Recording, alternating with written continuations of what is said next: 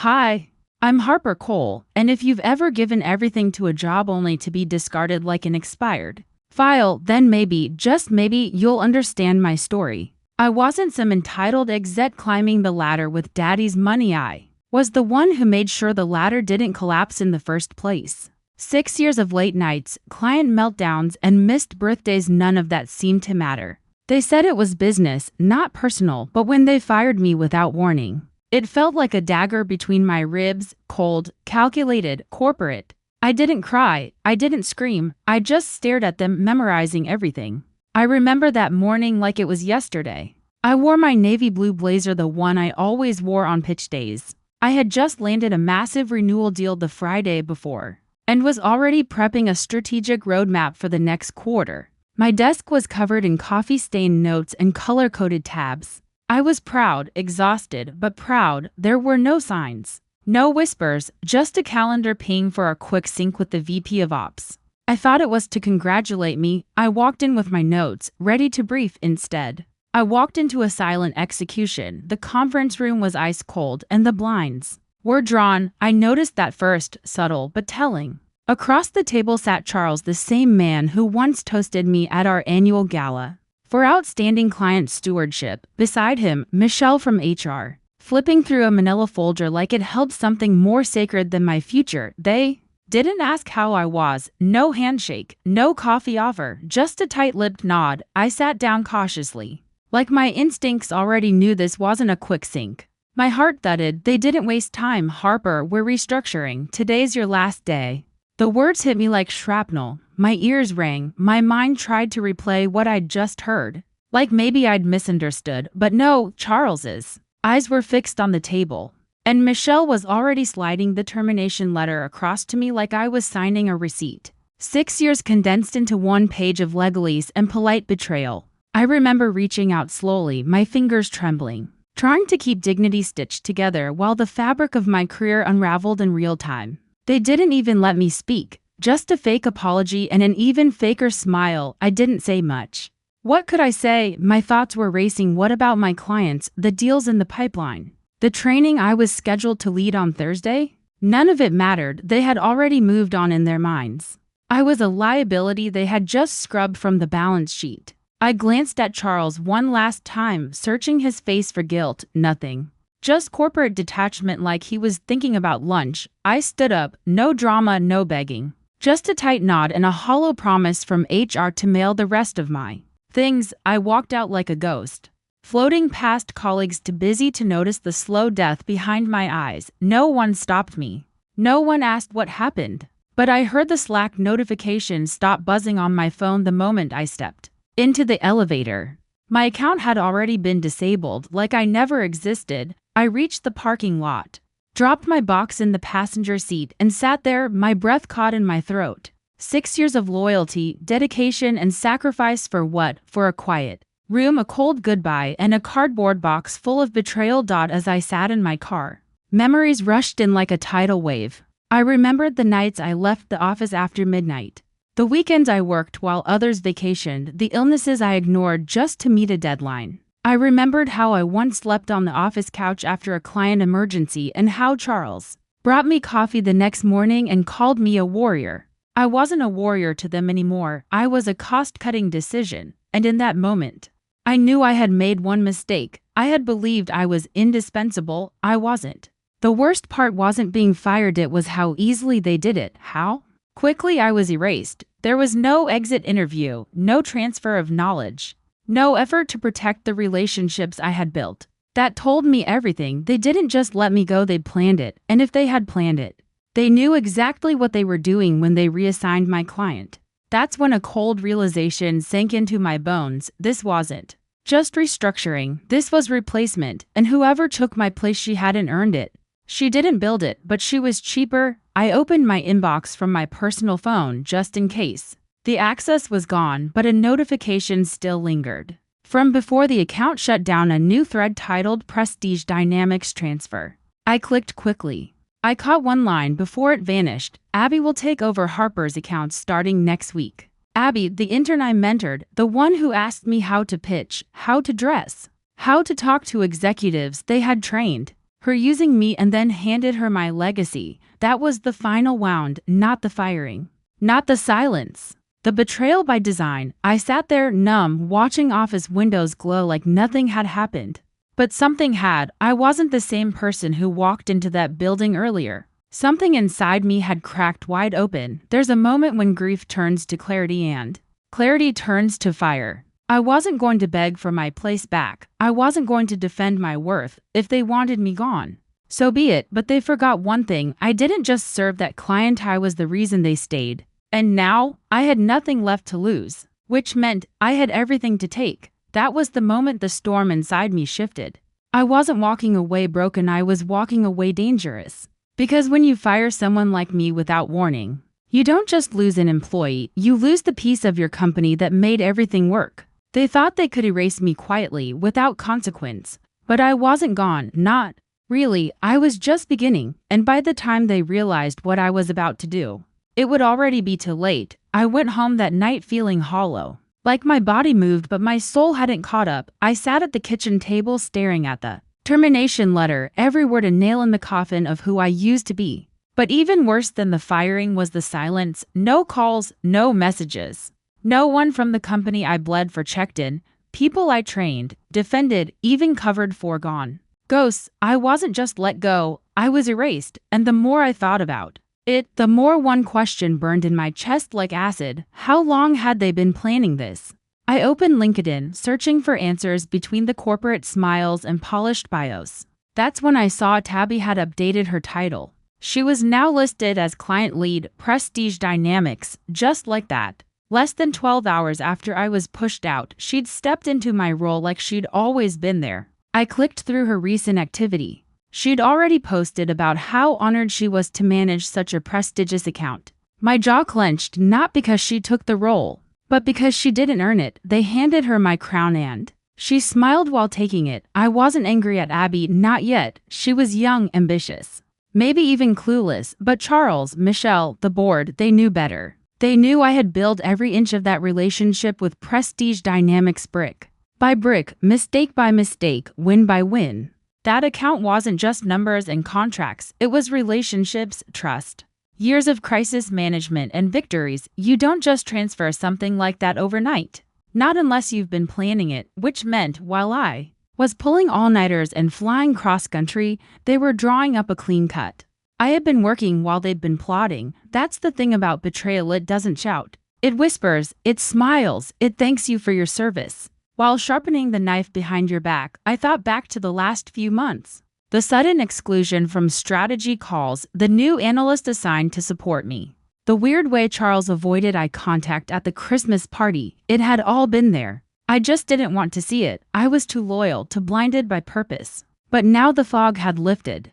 And every moment I thought was insignificant snapped into place like puzzle pieces, forming one clear picture. They had set me up. Prestige Dynamics had always been more than a client to me. I'd helped that account through 3 leadership changes, negotiated 6 renewals, and navigated a scandal that could have tanked them. I flew to Denver in a snowstorm just to deliver a pitch in person. When their CEO got cold feet, I helped their VP's hand through a devastating divorce. They weren't just clients, they were people. And the company knew that. That's what made the betrayal so precise, so gutting. They didn't just fire me. They tried to rewire the heart of something I had poured my life into, quietly, efficiently. I paced my living room, fists clenched. There was one thing I needed to know. Had the client been told? Did Prestige even know I was gone, or were they fed some sterile email saying I'd transitioned or moved on to new opportunities? That kind of lie would be typical of Charles, clean, professional, devoid of human truth. I grabbed my phone and opened my contacts. Derek Langston, coup of Prestige Dynamics. We'd worked side by side for years. If anyone deserved honesty, it was him. My thumb hovered over the call button. I didn't want pity, I wanted clarity. The phone rang twice. Harper, he answered, surprised. His voice had that familiar weight, the kind that said he wasn't just being polite. I was actually going to reach out. We just got an email saying you'd left. Everything okay? I froze. They hadn't even bothered to call him.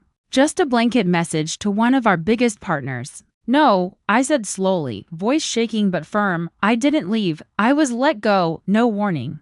No transition, just gone. There was silence on the other end. That kind of silence that feels like a building about to collapse. He finally spoke. Quieter this time. They told us it was mutual, said you were pursuing something new. I found it odd, especially after that renewal you nailed. I laughed, but it was hollow. Mutual, pursuing something new? It was like hearing a eulogy for someone who was still alive. It wasn't mutual, I said. And I didn't walk away. Another pause. Meet me, he said, tomorrow. Off the record, I hung up, staring at my reflection in the dark window. That wasn't pity in his voice, it was concern, it was loyalty. And it was a crack in their perfect lie. That meeting wasn't going to be about getting my job back. That ship had sailed and I had no interest in rowing toward it again. But what I realized that night was simple. They thought I'd stay silent. They thought I'd just disappear, nursing my wounds while they smiled for the next board meeting. They didn't expect me to fight. And they definitely didn't expect me to still have allies on the inside. They underestimated me. And when powerful people underestimate a woman who's been burned, they always pay for it, every single times. I didn't sleep that night. My mind wouldn't let me. I kept replaying the last 3 months like a twisted movie. Every email, every coffee chat, every comment that once seemed harmless now felt like foreshadowing.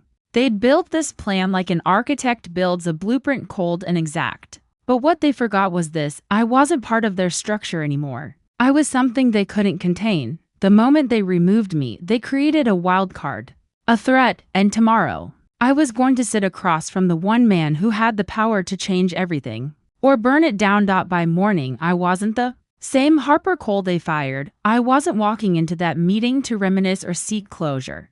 I was walking in with full clarity of what they'd tried to do to me and the weapons I still carried. They stole my title, they reassigned my work, but they never owned the relationships I built. Those were mine, and now, one of those relationships was asking to meet off the record. That wasn't business, that was personal, and when someone like me has nothing left to lose, the real story begins. The next morning, I woke before sunrise. My nerves weren't frazzled, they were focused. I didn't dress like someone recovering from being fired, I dressed like someone preparing for war. Black blazer, tailored slacks, no makeup but sharp eyes. The city outside my window was just waking up, but inside me, something had already ignited. This wasn't just about prestige dynamics anymore, it was about principle, about reclaiming power. I wasn't going to sit across from Derek and whine about what happened. I was going to walk in with calm fire. Because they might have stolen my job, but they had no idea what they had really awakened. I arrived 15 minutes early. Derek was already there, seated in a corner booth of a quiet downtown cafe we used to frequent during pitch seasons. No entourage, no corporate assistant, just him, and two coffees already on the table. He stood as I approached, his face unreadable, but his eyes heavy. We exchanged a quiet handshake, the kind that says more than words ever could. I slid into the booth and didn't smile. So, he said softly, "What really happened?" I leaned in, voice low and firm. They didn't restructure, they replaced me, cold, quiet. And they used Abby to do it. I watched Derek's jaw tense. He wasn't surprised, but he wasn't okay with it either. They told us it was mutual. I didn't believe it, not for a second, he admitted. I nodded slowly. They didn't want a transition, they wanted a replacement, cheap and compliant. I saw something shift in his expression, guilt, maybe? Or anger. I didn't need him to feel bad, I needed him to see it clearly. They didn't even give me time to brief you. I found out the same day you did. He ran a hand through his hair and muttered, unbelievable, but to me, it was completely believable. That's what hurt most. I reached into my bag and slid over a flash drive. Everything I had on your account, backups, roadmaps, the next 12-month strategy. They didn't ask for it, but I made sure you'd still have it. He picked it up carefully, like it was a confession in physical form. They didn't even mention a transition file. I smirked, of course not. They want Abby to look like she built it all from scratch. He nodded slowly, absorbing the depth of what I was saying. You were the reason we stayed with them, not the brand, not the company. You, that was the confirmation I needed.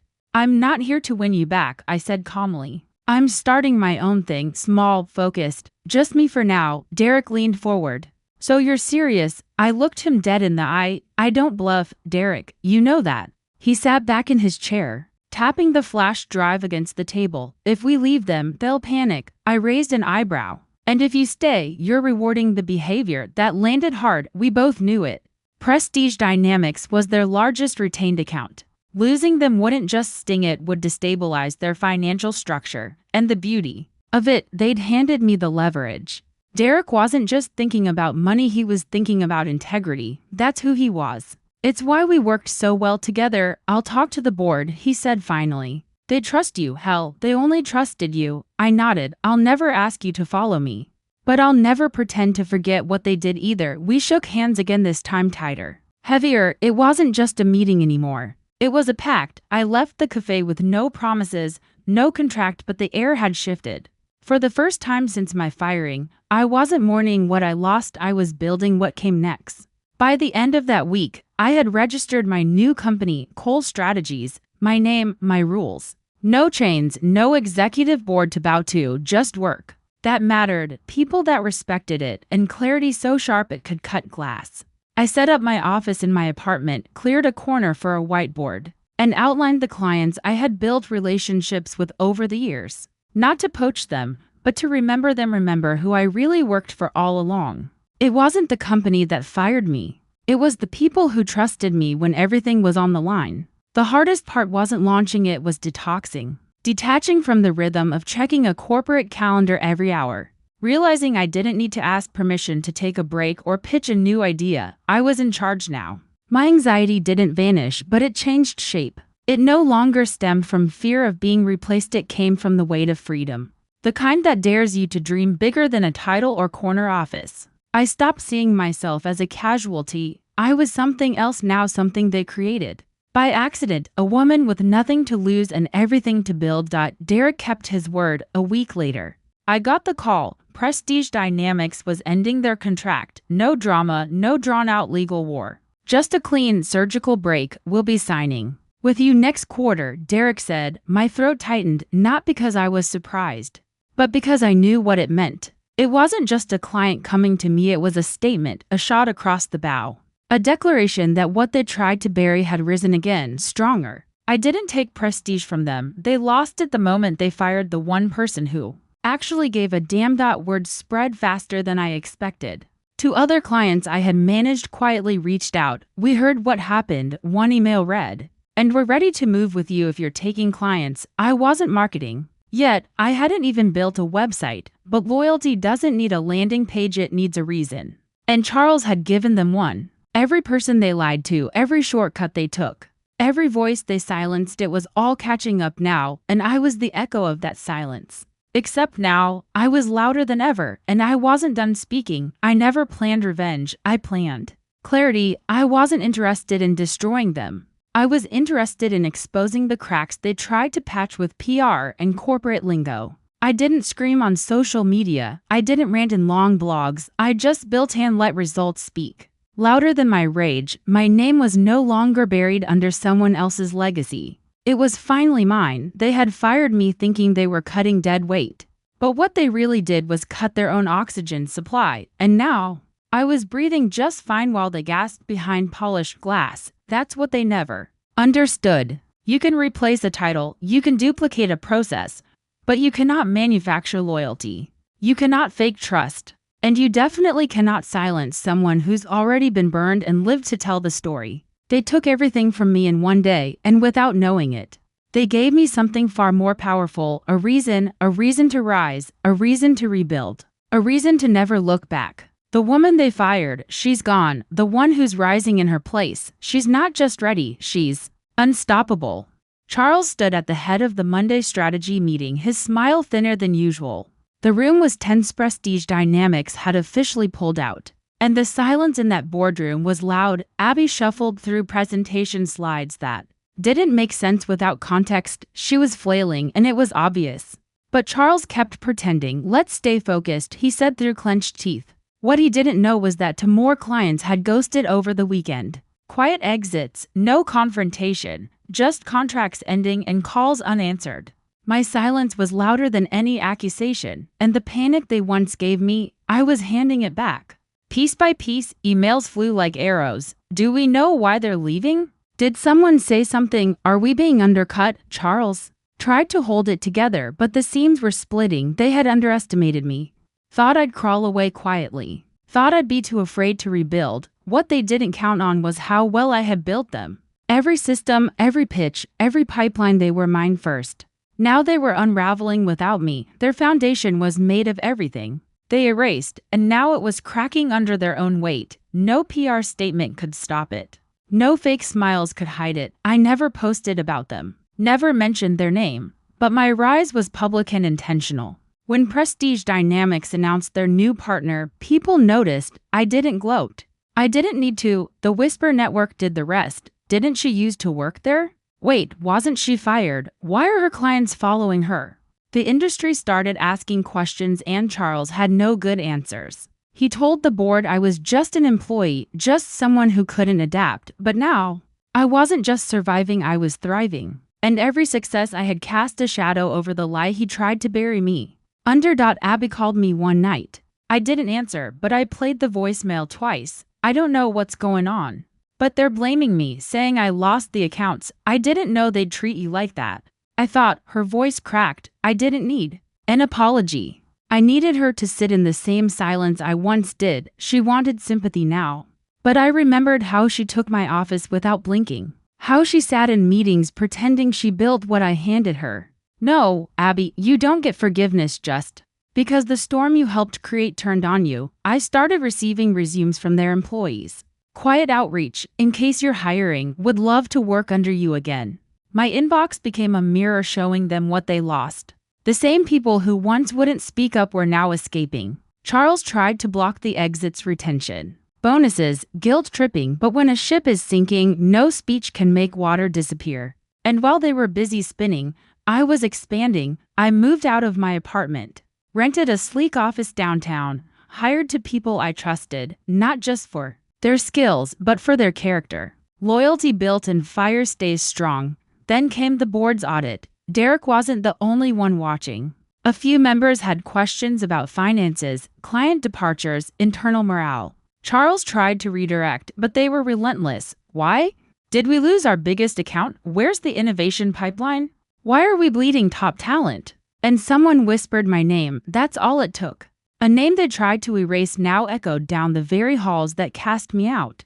I wasn't just a memory, they were starting to realize I was the backbone. And when you break the spine of something strong, it doesn't walk the same ever again. One morning, I received an anonymous envelope. Inside, copies of internal emails, Charles bragging about my firing, Abby parroting his words. Dead weight, too rigid, overrated. I read every word like scripture, proof of what I always knew. They never thought I'd fight back.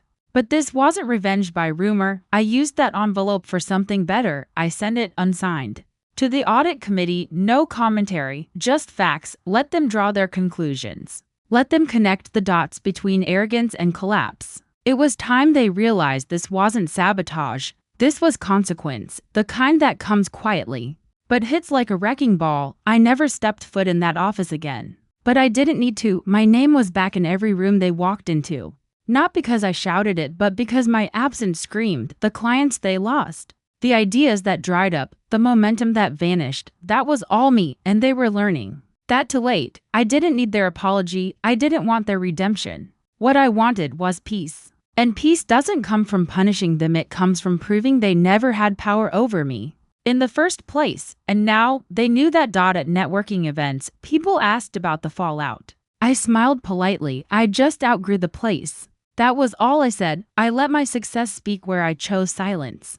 There's a special kind of power in not dragging someone's name, just letting the truth float to the surface on its own, and it did, slowly, steadily. One failed quarter, one resignation letter, one board member walking away. Charles wasn't just losing clients, he was losing credibility, and I didn't need to lift a single finger. That was the difference between revenge and strategy. One reacts, the other builds, then lets gravity do the rest. The day Charles stepped down, I was on a Zoom call with a new client. The news alert popped up mid-call. I didn't flinch, just smiled slightly and continued my pitch. It wasn't about him anymore. It was about me, about what I'd built from ashes, from betrayal, from being underestimated. He thought firing me would erase me, but all it did was release me and what I became afterward. That was something his ego could never handle. I didn't destroy him. He destroyed himself when he thought loyalty was disposable. When he forgot that every queen they push off the board eventually becomes her own game. So no, I wasn't dead weight. I was the engine, the architect. The storm they didn't see coming, and now, while they collapse under the weight of their own lies, I rise louder, stronger, unshakable. They tried to bury me, but they didn't know I was a seed, and what grows after the fire? That's not a comeback. That's a warning. The silence after Charles stepped down wasn't satisfying, it was sobering. Power doesn't always fall with a bang. Sometimes it just fades, one layer at a time. Until it's gone, I didn't toast champagne, I didn't laugh. I sat in my office, staring out the window at a city that once made me feel small. I remembered the nights I walked home crying, the months I questioned my worth, but now, I finally understood this wasn't about revenge anymore. This was a reckoning for them, for me. For every woman silenced, every worker discarded, every builder erased. This was the quiet rise of the forgotten. The industry started talking, not about the fall of Charles, but the rise of something better. My agency, my team, my voice. People started listening, not because I screamed, but because I spoke when it mattered. I turned my pain into policy, my silence into standards. We didn't just offer services, we redefined how leaders should treat people. My success wasn't the kind they could imitate. It wasn't just metrics or contracts, it was culture. Integrity, that rare kind of leadership that's born in fire, not fabricated in boardrooms. And that was the real threat, not what I said, but what I represented. One afternoon, Abby showed up, in person, uninvited. My assistant looked panicked, but I told her to let her in. Abby looked smaller now, like time had folded her in. I just wanted to say I'm sorry, she said, eyes glistening. I let it happen. I was part of it. I didn't nod. I didn't hug her. I just listened. She wasn't asking for forgiveness, she was seeking relief. But closure doesn't come from apologies. It comes from acceptance. I'm not angry anymore, I said, but I remember everything. She nodded. That's when I saw it. She wasn't broken. She was finally aware of the role she played. News broke that Charles was being investigated, misuse of company funds, fraudulent contracts, employee complaints buried under legal threats. None of it surprised me. Power built on ego always rots from the inside. I didn't report him. But the people he stepped on, they finally found their voice. It was poetic justice. A reckoning not delivered by one hand, but by many, a collective uprising of the used, the discarded, the betrayed, and I watched it happen not with glee, but with clarity, because when someone destroys others to build their throne, the fall doesn't come from revenge. It comes from the weight of truth. I opened a mentorship program, quietly, privately, for women in corporate roles who felt unseen. I didn't post about it. I didn't advertise. I just answered the emails that started with, I saw what happened to you, and it's happening to me. And each time, I guided them the way no one guided me.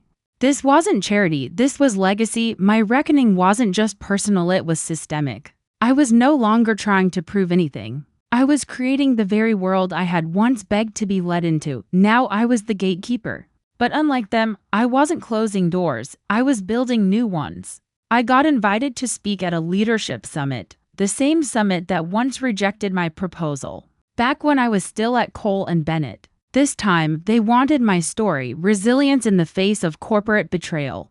I smiled at the title, not because it was flashy, but because it was true. I took the stage in silence, looked out into a room of eyes hungry for something real, and I gave it to them, not bitterness, not bragging, just the truth. And as I spoke, I saw nods, tears, people leaning in. Because reckoning doesn't always come with fire, it sometimes arrives with understanding.